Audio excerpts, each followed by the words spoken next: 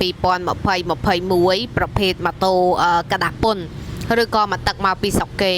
សម្រាប់មកគ្រឿងនេះខ្ញុំអត់ទាន់បានធ្វើការលាងទឹកឬក៏រៀបចំអ្វីទាំងអស់ចូលមកល្ងាចមិញរៀងល្ងាចដែរហើយអញ្ចឹងក៏យើងរៀបចំថ្ងៃនេះយកមកគឺលាងទឹកហើយនឹងផ្លាស់ប្ដូរប្រេងម៉ាស៊ីនគឺអាចលក់បានហើយបង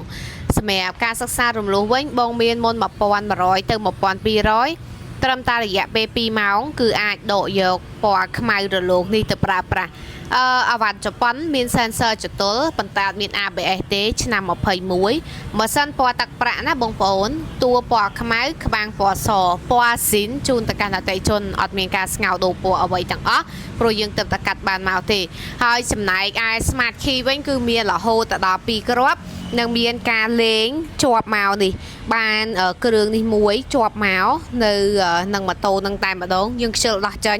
ហើយនិយាយរួមទៅគឺជាទូទៅយើងអត់ដោះចេញទេបងប្អូនចាមើលរូបរាងលម្អិតបានប្រេងម៉ាស៊ីនខ្ញុំដូរអត់ថ្មីឲ្យ Smart Key នៅមាន2គ្រាប់នៅឡើយហើយមានជាមួយលេខកូដលេខអីមកបន្ថែមទៀតសម្រាប់កែបក្រោយនេះ